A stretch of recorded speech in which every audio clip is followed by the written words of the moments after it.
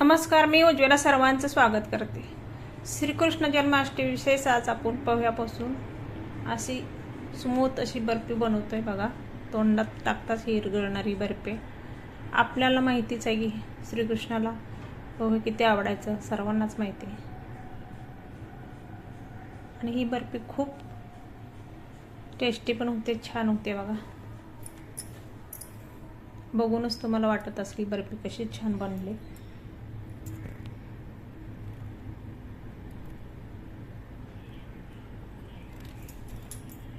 एक वाटी फवे घेतले ते मी. पातळ फव आहे बघा ही. आणि आता आपण फव भाजून घेणार आहे. कढई ठेवले मी गॅसवर. आता आपण फव घालूया कढईमध्ये.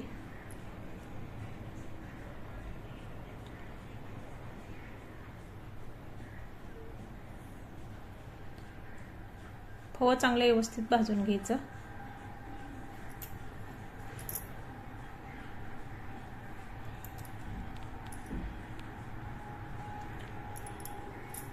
फव व्यवस्थित भाजल्यानंतर आपली बर्फी छान चवीला पण होते बघा.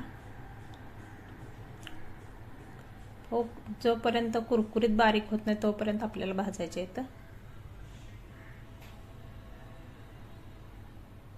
आता फव भाजत आले तर बघूया आपण. हो का, तरी आता बारीक व्हायला लागलं. तर कढई आपण आता खाली उतरून घेऊया.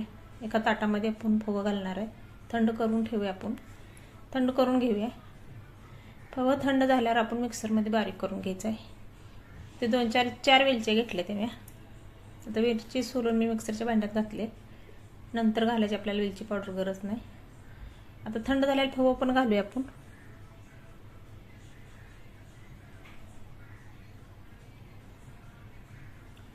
सर्व फव आपण मिक्सरच्या भांड्यात घालूया. आता झाकण लावून आपण फिरवून घेऊया मिक्सरमधून. आता मिक्सरमध्ये मी फव फिरवून घेतलेत बघा, किती बारीक पावडर झाले. आता गॅसवर मी कढई ठेवले. 1 वाटी गूळ घेतलाय. आता गूळ आपण चिरून घालूया कढईमध्ये. त्याचा हिडीव निघला नाही. 1 वाटी मी गूळ घेतला आणि 1 वाटी पाणी घेतले. चांगला गूळ आपण आता इगरून घेणार आहे. आता हल्ली गुळामध्ये थोडंसं मीठ असतेच, तरी पण टाकायचं असलं तर थोडं टाका. मी काच मीठ टाकलंच नाही. गुळात थोडं आहे मीठ. वेलची पावडर पण मी आधीच वेलची बारीक करून घेतले फव्यासंग. आता आपण फव घालूया. ही घरातल्या साहित्यात होती आपली बर्फी. अजिबात काय आपल्याला घालायचं नाही. आज आपण तूप पण नाही वापरलं मी. फव पावडर घालून घेतली आपण. आता मिक्स करून घ्यायचं. एकसारखं हलवत राहायचं, गुठळ्या होणार नाही त्या. आजची बर्फी बिगर तुपाची पण होते बघा.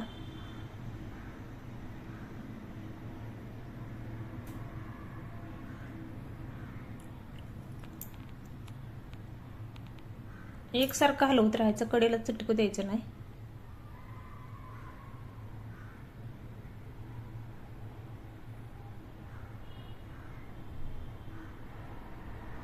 इकडे मी ताटाला आता तूप लावून घेऊया आपण.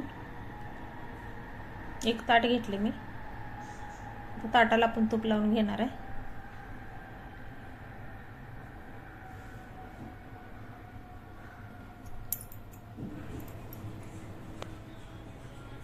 सगळीकडे तूप लावून घ्यायचं. तुपाचा सुगंध आपल्या बर्फीला लागणारच आहे. मिश्रण पण दाटसर झाले बघा. परत एकदा हलवून घेऊया आपण. सर्व कढईचं काढून घ्यायचं. कढईचं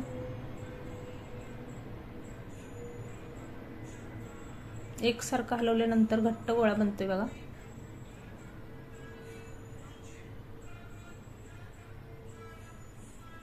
आपल्या घरातल्या साहित्यातच होते ही बर्फी. तुम्हाला कुठलं ड्रायफ्रूट वापरायचं असलं तर तुम्ही वापरू शकताय. पण मी अशीच केली, बिगर ड्रायफ्रूट घातली तर काहीच घातलं नाही ह्याच्यामध्ये. मिश्रण आता आपलं दाटसर झालंय बघा.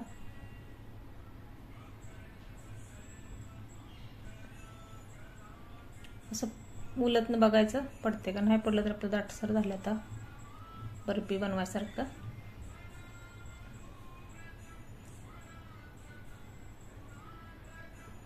असं फव्याचे पदार्थ श्रीकृष्णाला खूप आवडतात.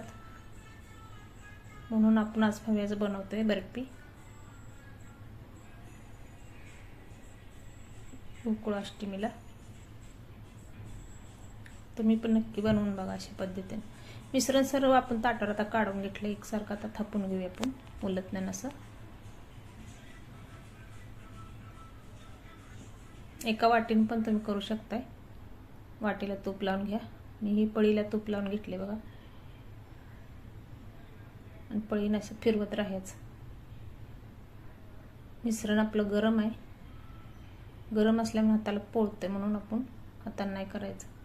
असं पळीने तूप लावून फिरवायचं म्हणजे चकाकी येते. आपण ताटाला पण तूप लावलेलं आहे. तर आज आपल्या बर्फीला खालून वरून सगळं तिकडे तूप लागणार आहे.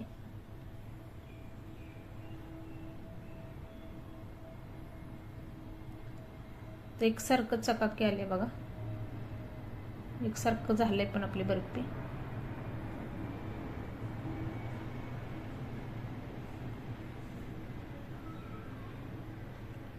आता थंड झाले, जरा कोमट आहे.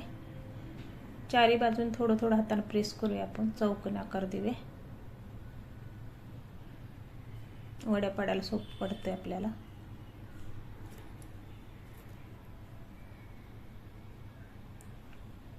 वरून असं पिस्त्याच कापटा घालूया आपण बारीक बारीक केलेलं. तर तुम्ही काजू पण वापरू शकताय, बदाम.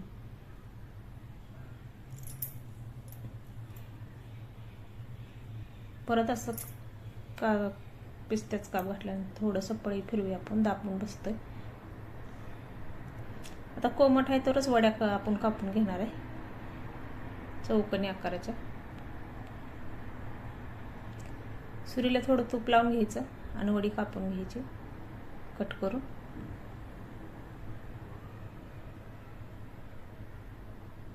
आणि थंड झाल्यावर आपण ह्या वड्या काढणार आहे. थोडंसं गरम आहे तरच वड्या पाडून घ्यायच्या, व्यवस्थित पडते त्या.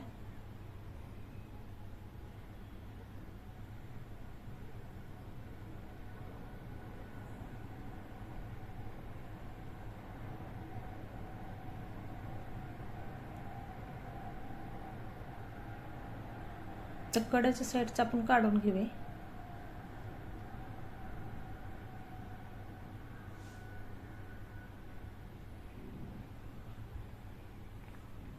अशा पद्धतीने मी वड्या सगळ्या कट केल्या बघा. तर मिश्रण आपलं थंड झाले वड्या. तर एक एक वडी निघते का बघूया आपण. असं उलटण्याने बघायचं.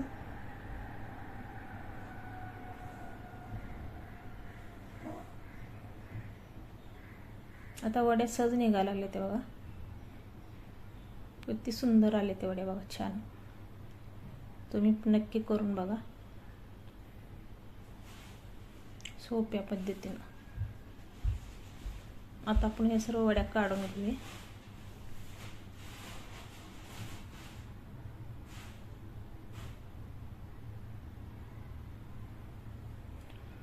तर एक एक वडी आपण अशी ताटामध्ये ठेवूया.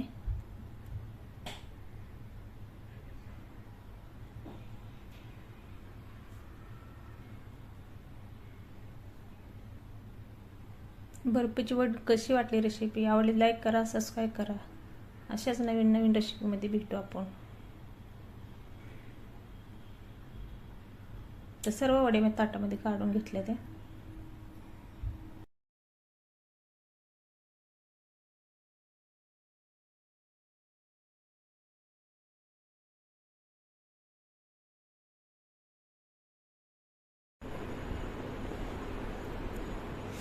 बघा कशी वडी दिसते आपली, छान दिसते.